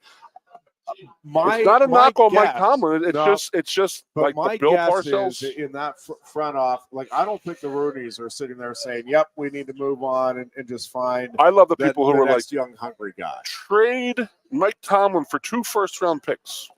I love when people say that, and you're like, "What are you talking about?" Because Bill Parcells and Belichick were traded, right, for a first-rounder back in the day. I mean, I don't think that Tomlin. Do you think he could garner a first-round pick? I mean, we traded Randy. People traded Randy Moss for a 7th-round pick, for God's sakes. Yeah, I don't. Who knows? I don't know. I don't even. Yeah, I do think it is worth the conversation. And again, most Steelers fans think Tomlin's a bomb, which is ridiculous. That's a horrible take. First of all, yeah, I'm telling you, you don't win as consistently as he has won in the NFL. It is. I just don't think. I don't think people in general, fan bases for sure, understand or appreciate how hard it is to win with any consistency in the National Football League. Like, that league is designed for everybody to be 500, right? Like, I mean, that is the whole intent of the NFL model, is that they want everybody to basically be 500. So, like, what the 49ers are doing is astounding. What the Carolina Panthers are doing is pretty remarkable. Because it's not set up for you to be Carolina's hot, man. They're on a winning streak. 15-2. But obviously, I mean, there are teams that do it. But what Mike Tomlin has done for as long as he has done it, like, you are at worst, a really good coach and probably a great coach.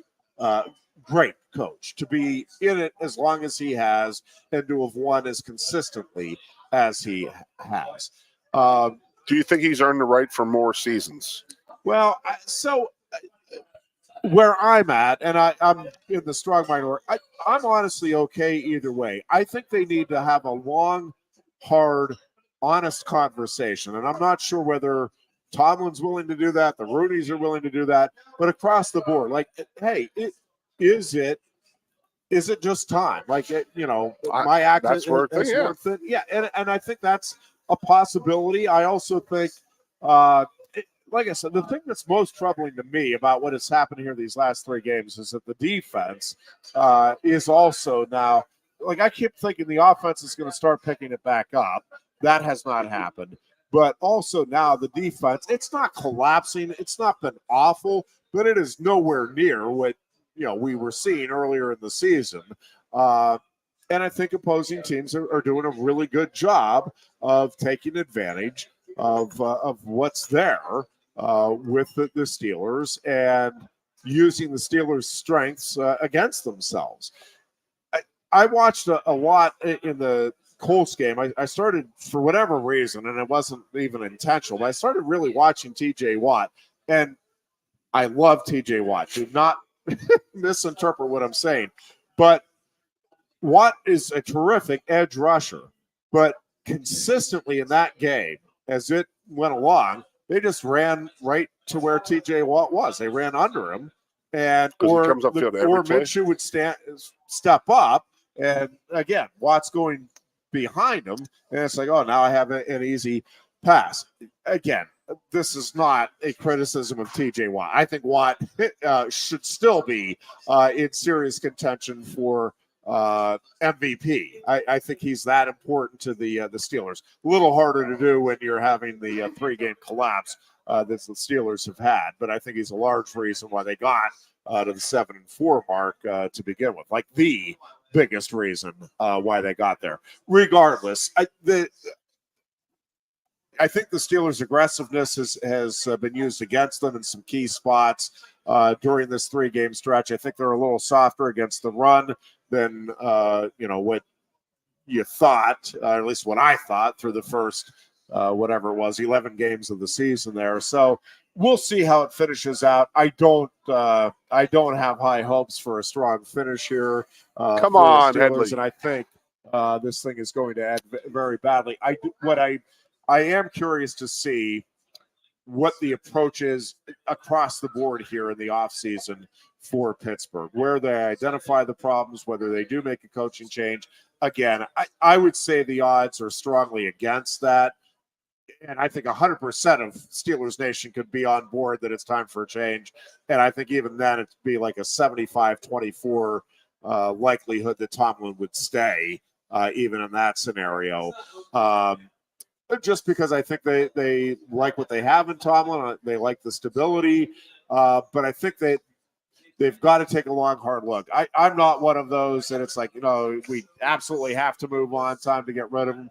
But I do think that there has to be the conversation, real conversation like, about, hey, this isn't working out. Right. And what can we change that would truly make a difference next year? Because, listen, they are in the toughest division in football. And I don't think that division is going to get substantially weaker anytime soon. The Ravens are built for long-term success as long as Lamar is there and healthy. That's obviously a big component of it. Yeah, he's got to stay healthy.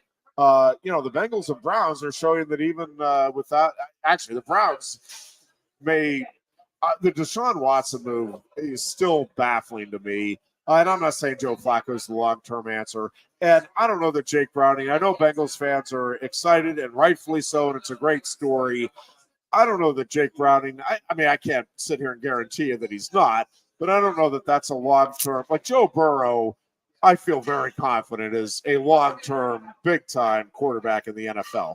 Browning may be. I'm not sitting here telling you there's no chance, but nowhere near as sure of a thing as Joe Burrow. Now, Burrow now's had a couple of injuries, so the injury question, I think, is legitimately raised now with Joe Burrow. But, man, when that dude's healthy, right, he's one of the top 5 for sure in the league and maybe one of the top, 3. Next question for you, Headley. Yeah. I'm not a fan, never was a fan, never will be a fan, but Big Ben. Let's rewind 15 years. Let's just say Mel Blount came out and made references to how the Steelers weren't being the Steelers in 2007 of the old school Steelers, and Roethlisberger would be the first one complaining. Yeah. Oh, he shut up. This is our team. It's new era. He don't know what he's talking about. And now he's doing the exact same thing. Yeah, I do think there is something going on in that locker room. I don't know what it is, but losing at home, again, the way they did, Ben knows something. I get the criticism of Ben, and that's fine. And, if you think he should handle it internally, but in that situation, he knows something, and I don't know what it is he knows, and I don't know what's happening. Obviously, in that locker room, I have no idea, and I don't know how. I don't know that it's necessarily that people are not taking pride in being part of the Steelers organization or whatever it is. But when you see guys like T.J. Watt and Cam Hayward, and you're seeing the results that you are, something is just not obviously working or clicking in that locker room. I don't know what it is. I mentioned it felt on Saturday like the effort, and I'm not saying the effort wasn't there. I want to be clear on that. But it felt like, no, this is not, you're not doing everything you can to get to the but they got behind and they were like, whatever. Yeah, it felt like they just kind of conceded. And listen, the Steelers, even in tough years, the one thing have usually pretty consistently done is, man, we're physical. Like we might have a losing record in a season here or there, but by God, you're going to remember it when you play us. Now, listen, truthfully, I think every NFL team, like you come out of that game, I don't care if you're playing the Carolina Panthers or whoever you think is the worst team in the league in any given year, like it's a physical game. Like those guys are hitting and all of that. So I get it as far as it goes. There does seem to be something missing. And listen, part of it is, the 7-4, and I think if we were honest about it, like you admitted, it felt like a bit of a mirage in that they were getting outgained in every game but one. What they were doing was actually remarkable. And I think I even mentioned at the 7-4 mark that this might be Tomlin's greatest coaching job, because this does not feel like a 7-4 football team. And at the time, the thing was, you had 7-4, and again, 2 home games against 2 win teams. Like, man, they're going to get to 9. I recall our conversation here. Yeah, they get to 9-4, and you just need to win 2 of those games then down the stretch. I mean, if you get to 9-4, and you go 2-2 down the stretch, like that gets you in the playoffs and in pretty good shape in the playoffs. Instead, obviously, the collapse has occurred, and now. I don't know. I don't know if it's just that the line play is not strong enough offensively. Obviously, the quarterback play has not been great. I don't know. I still don't think you've seen enough to definitively know with Kenny Pickett. We got into a discussion the other day.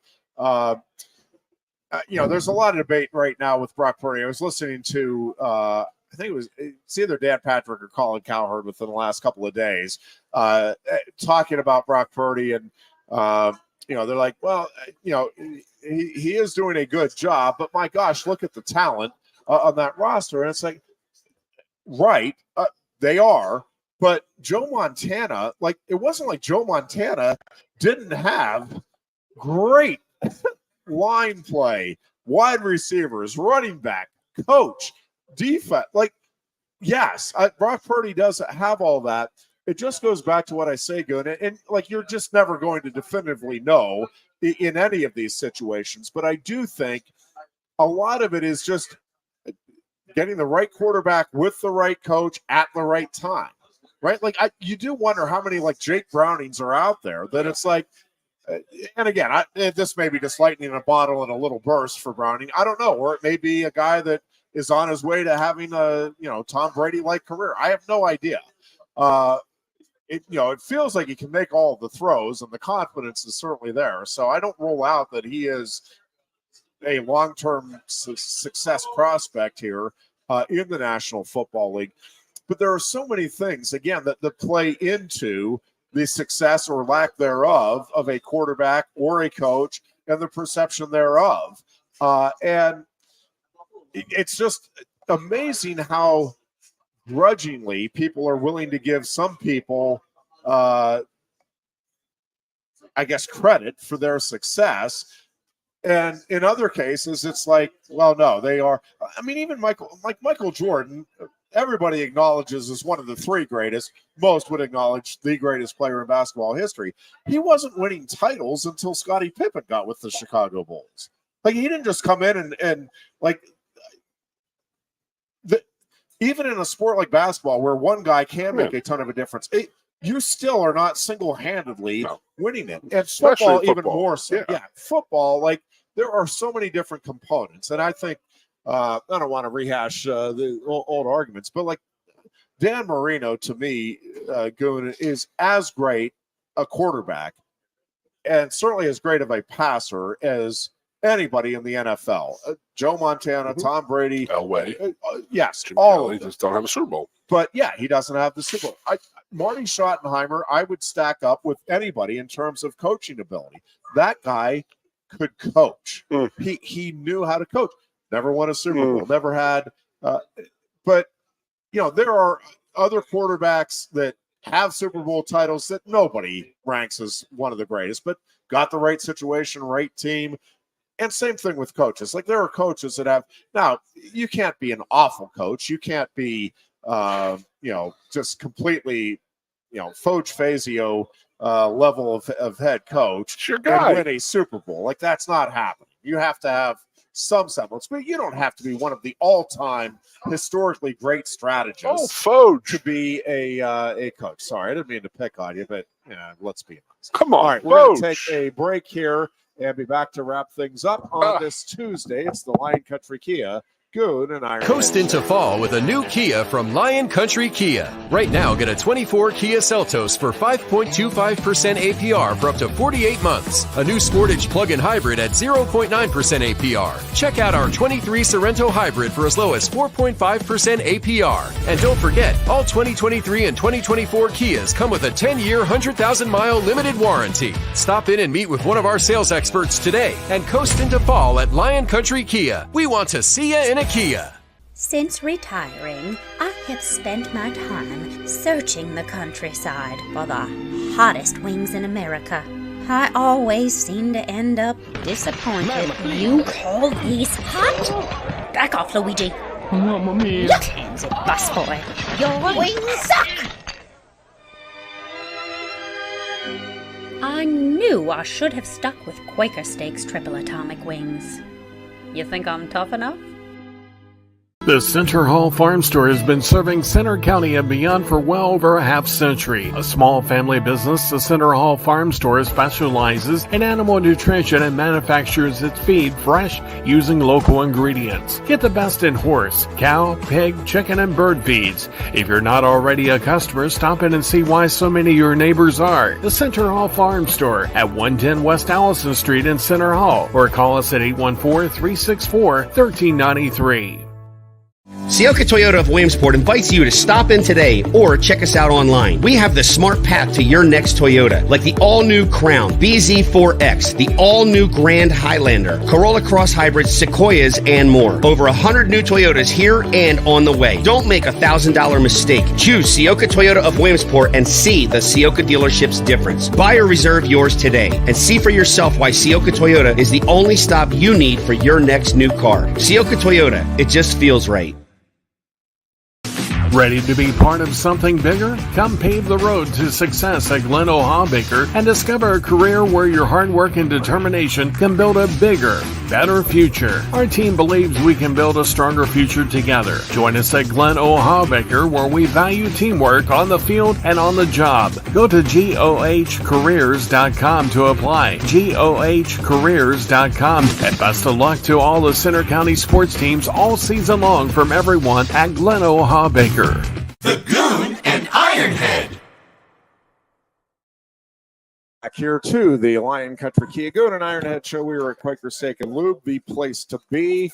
We will have a show on Thursday. The Deer Booch will be filling in for Goon, and then we'll have another show a week from Thursday. So no show next Tuesday, but we will have our official Peach Bowl preview a week from Thursday. We'll obviously talk some more Peach Bowl on Thursday as well. Tomorrow is signing day, and expected that Tom Allen will be part of the press conference and festivity, whatever you want to call it, tomorrow at Penn State as well. Again, I think Penn State has two really good coordinators. Tomorrow's really National Signing Day? Yeah. The new early one, or just the new? That's crazy to even think about right now, because that's so different. Yeah. My Lord. Now, these are the guys that, like Raiola, the kid from Nebraska, that says it's his commitment, right? So he's going to do his letter of intent finally. Yeah. So he still has time to change to a forest school, possibly. Could wow. So I remember mine was February. The first week of February was National Letter of Intent Day. So they moved it up here. Well, for I guess a hammer. The coaches don't have to keep recruiting December, January, into February anymore. But they want it done, right? Yeah, it's already. Everything you've already. Your class is done. So imagine having to try to 3 more months to keep your team or keep your. Well, I guess that's the way the team is now with the NIL. You got to sell your team every year. You got to get your team every year. But yeah, it used to be such a big day, and now it's just like ho hum. You know who you're getting. Is there going to be like surprises or anything like that? I don't think there's going to be anything like that. Yeah, I guess we'll find out for sure tomorrow, but I don't think any are anticipated. So I got to go back to you on the Roethlisberger thing. Are you cool with him calling guys out like that and knowing that he was not, in my opinion, I don't think he was the prototypical Steeler, in my opinion. I thought he was a selfish he definitely individual guy, but now he's trying to play the whole, this is a Steelers thing. Where what I'm trying to say is that, like, he wouldn't be able to take that 20 years ago when he was playing. And now he's the one delivering it. And now it's like, well, I don't get the respect and this and that. Like, I see the same thing right now in Philadelphia with LaShawn McCoy, Deshaun Jackson, and remember the guy named Seth Joyner? Oh, yeah. What a hell of a player. Unbelievable player. But he has a radio show and he's a post-game show and just calls cats out constantly. Like, bad. Yeah. To the point where Darius Slay went on his show 2 weeks ago and was like literally talking about Seth Joyner.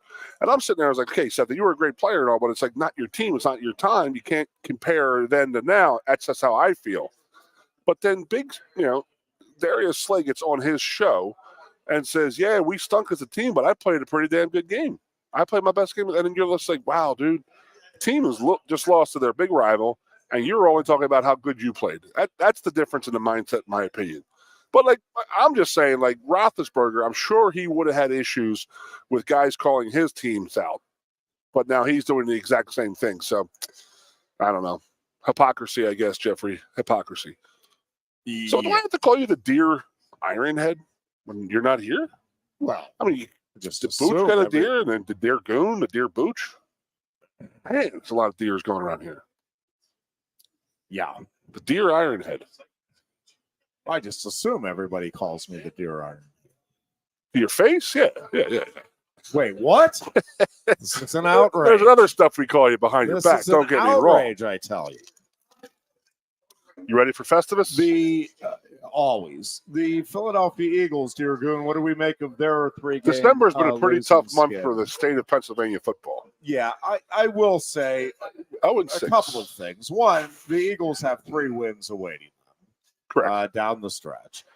Also, I should have been last night. Yeah, well, but last night, listen, Seattle, some of the plays they made down the stretch were phenomenal plays. Like, I know fans don't like to hear it, but Joe Paterno used, like, sometimes you do have to just tip your cap. The other guys are trying to, like, Seattle. The chances of them making those types of plays, like if those 2 teams met in each of the next 3 weeks, I think the Eagles win all 3, and I think win them fairly comfortably. Like it, and hats off. I mean, it's not you win the game when it's played, and you win it how you need to win it.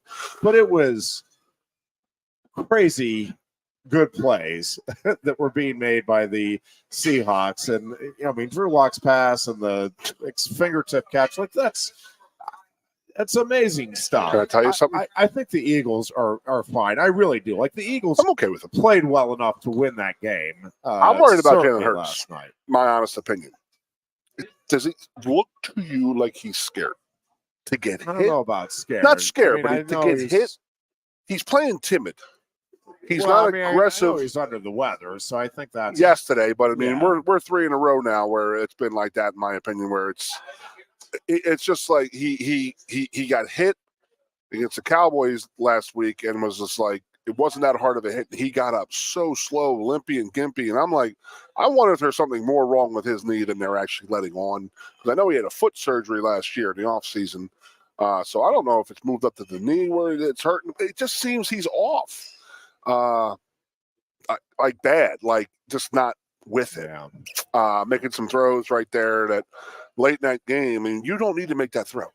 There's no reason to try and make that throw. Get your 15 yards. Yeah. You have one of the best, if not the best, kicker in the league right now, who hit from 61 yards last weekend in a cold, wet rain. Like, he'd have been fine. Yeah. Give him a 55-yarder, tie the game up, go into overtime. But no, I don't know why he felt the need to throw the deep ball with 2 timeouts, with time on the clock, and needing 15, 20 yards. So I will say it does feel like winning the division is crucial here for the Eagles and the Cowboys. Like that, neither of those teams being at home is going to be a big deal. It will be here in the playoffs. Certainly, I think especially for the Cowboys, like they are just such a different team on the road brutal versus, on Sunday versus being at Or do you home. think Buffalo just was that good? Well, I do think. Listen, it's interesting because since that story on McDermott, and I mean, I get it's 2 weeks, but like sometimes stuff like that, like it can go either way. It's like, oh yeah, this guy is a cloud, and it feels. And again, I'm not in the room. Maybe I'm reading too much into, maybe they just had a great game and a great game plan. It feels to me like those guys are like, hey, we are a team that can go win the Super Bowl. This is a coach that can go do that for us. Got to get in there. Yep. And so, when Josh Allen plays well and doesn't turn the ball over, like they are, I think, right there with anybody in the NFL. I really do. But the whole key is he can't make the crucial mistakes. And he's made too often to this point in the season those crucial mistakes in crucial times. And that it really is what it just comes down to me. Now, if they can get on a roll and he can keep the decision making in check and play at the level he did against Dallas, yeah, again, I think this team could catch fire and get into the playoffs and be a real threat to get to the Super Bowl. Because part of it is, I mean, listen, the Ravens look really good, but they don't look like an unbeatable team. And that's a team that also has been prone to critical mistakes and critical situations. The playoffs. Yes. And, health is obviously a big part of this. And I'm not making any predictions either way, but I think if the 49ers and Ravens are both healthy, key players are healthy and relatively across the board, like those feel like the best two teams, but not by a mile. A month ago it was two different teams, so it could be different a month from now. And I know everybody right now is saying, well, the 49ers are clearly the best team.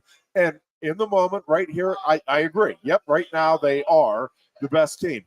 It doesn't matter who the best team is on Christmas Day, right? Like it matters who the best team is in January and early February. And again, 49ers right now, yep, they feel like that to me too. Like I do think, if you're asking me, do I think San Francisco will win it in the NFC? And do they feel like the Super Bowl favorite? Yep. But will I be shocked if the Eagles or even the Cowboys catch fire here and if the 49ers sustain an injury or two? And even, again, the Ravens feel like the best team in the AFC, but to me, the margin is even smaller there. Like the 49ers do feel like when they're healthy and rolling, like they just feel like the best team. And like clearly to me at the moment, the Ravens feel like they're probably the best team, but like on a given day, the Dolphins with that offense, on a given day, even the Bengals or the Browns with the way they're playing right now. And obviously, you're not discounting the Chiefs ever when the playoffs roll around. The AFC feels to me like it's pretty open. And I think the Bills are right there. I think Buffalo's a team that, again, feels like they have the experience. They have a quarterback who's been there. Again, they need him to make good decisions. But I think if Buffalo gets in, Buffalo Bills that we saw Sunday against the Ravens, the way the Ravens are playing right now, like I think that's a heck of a game. That doesn't feel like, okay, well, the Ravens are going to have to really flub it up. It just feels like, if the Bills go out and play, they're going to be right there. They have that feels like a 50-50 game to me right now. Again, a neutral site. Now, obviously, both of those teams, I think, are also built to have success in cold weather, in bad conditions, as well as, enough of the speed and skill element components that they can also obviously do well in a warm weather dome. I mean, you've seen the scenario for the Baltimore Ravens the last 5 or 6 years with Lamar, and that is they get to the playoffs, and it's like, okay, make Lamar throw the football. Yep. That's it. I mean, I saw Bill Belichick absolutely devour Lamar 2 or 3 years ago. And San Diego did the same thing a couple of years ago. You just got to learn the personnel. I mean, you can't let him run. Put 6 defensive backs in there and say, go ahead. throw the ball. Because you're not gonna run the quarterback on us. You have to beat us with your arm, and that's what he has to overcome. That's been his bugaboo for a few years now. So does he get to that point where he can cross over that and win games by throwing the football? I mean, Sunday night he was damn impressive. I mean, he was making plays out there, but like when we get into playoff time, I mean, if he's not making those plays, they're sunk. So I don't. A single faceted team and then losing that running back again for his ACL is not good for Baltimore. Yeah. So they got to write Gus Edwards. I mean, he's not a every down back. He's a goal line back that they're playing, on the whole field, and it's not workable. All right. And they're just going to say, okay, throw the ball. You got to beat us with your arm because you're not going to beat us with the legs. It's not going to happen. I think the Patriots had 6 safety, corner, whatever. Not 5. They had 6 guys out there, 1 linebacker and 4 O-line. I mean, 4 D linemen. It's like, okay, you're not going to outrun those guys, and they're not linebackers. They're safeties playing linebacker. Go ahead. Right. Go ahead. Throw the ball because you're not going to run it. You're not going to kill us with your feet. And I think that Sean and the Buffalo Bills, I mean, I think personally, I think the Chiefs are they're like a soap opera anymore.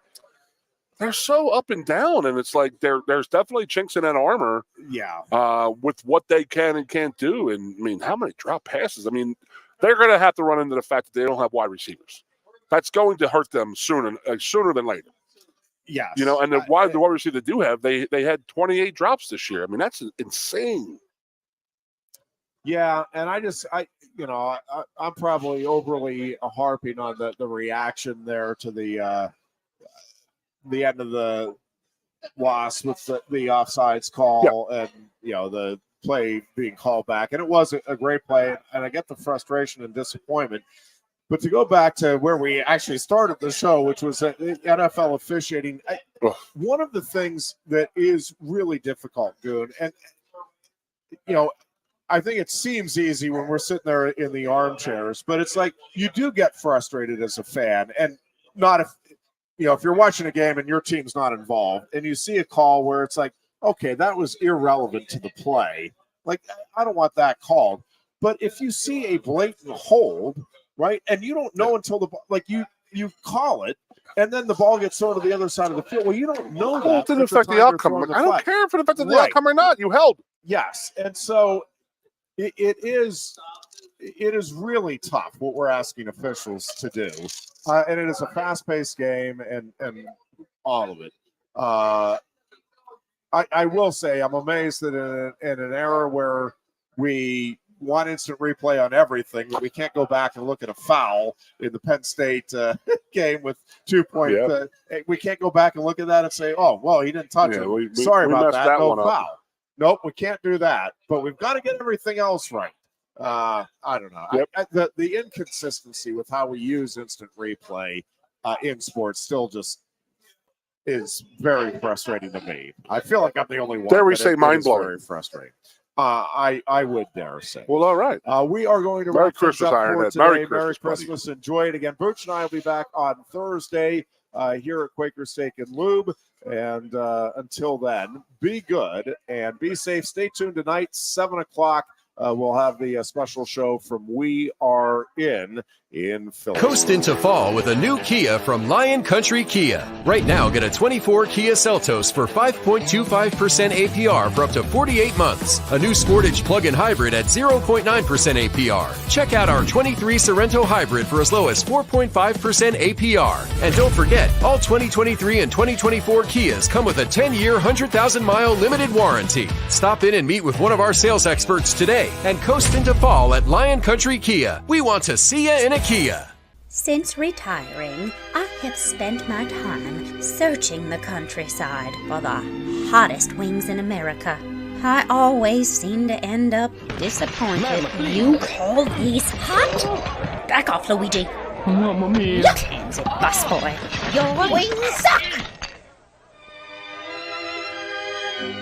I knew I should have stuck with Quaker Steak's triple atomic wings. You think I'm tough enough? The Center Hall Farm Store has been serving Center County and beyond for well over a half century. A small family business, the Center Hall Farm Store specializes in animal nutrition and manufactures its feed fresh using local ingredients. Get the best in horse, cow, pig, chicken, and bird feeds. If you're not already a customer, stop in and see why so many of your neighbors are. The Center Hall Farm Store at 110 West Allison Street in Center Hall, or call us at 814-364-1393.